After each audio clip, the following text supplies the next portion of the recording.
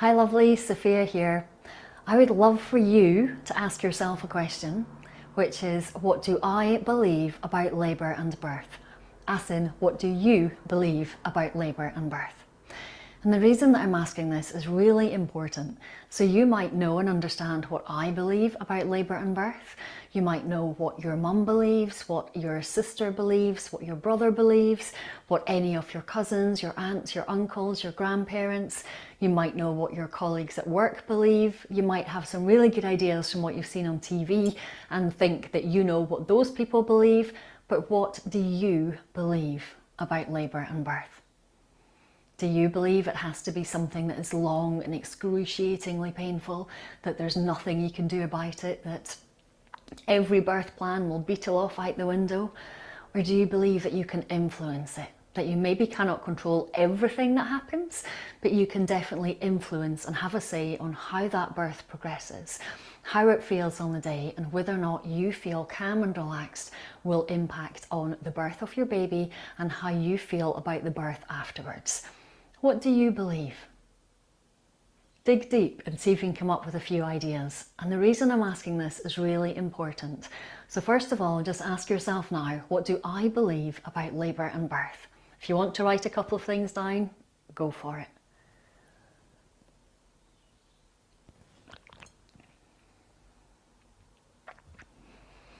Got some ideas? If not, it's a really good exercise to go to at the end of this little video.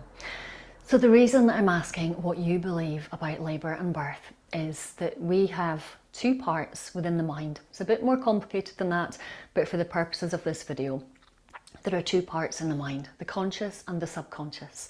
So the conscious mind is the analytical part that's thinking, it believes it's making rational decisions, it believes that it is just accessing its own little section here and it's choosing what needs to happen next. But actually we have the subconscious mind, and the subconscious mind contains everything you have ever seen, heard or experienced in relation to birth.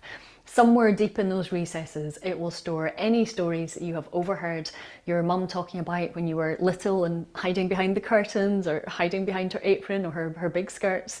All of these ideas will be stored in there somewhere. And so the conscious mind, the part that we believe is in charge of us each and every day, or that we are influencing each and every day, is responsible for less than 10% of what actually happens. The 90%, the great big bit underneath, is the subconscious mind. And the subconscious mind is where all of what you truly believe about birth and labour resides. All of that information. It doesn't analyse, it doesn't say, oh, guess what? I heard that when I was 6 years old and actually it's not relevant anymore. That information is just in there as fact.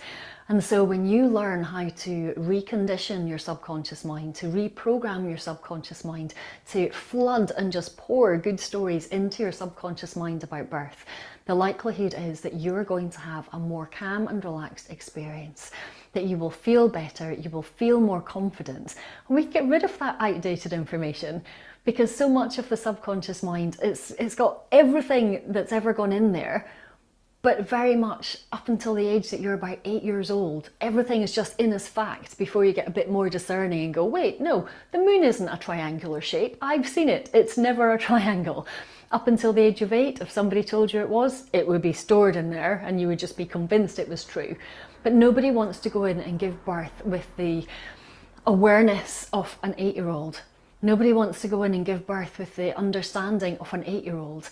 You need to be able to go in there now and to give birth whenever the time is right for you, whether that's a home birth, a birthing centre or a hospital birth or anything else in between or outside of those. You want to feel calm and confident. And that comes when we pour good information into the body, into the mind. And so whatever you think about birth right now, let's make it really good, really positive stuff, because that's one of the ways that can help you to have a more calm and relaxed birth and to feel confident in the run up to it. So I have created a little ebook and audiobook that you can see here. 7 ways to start feeling calm and confident about giving birth. It is available on my website. I'll pop a little link down below.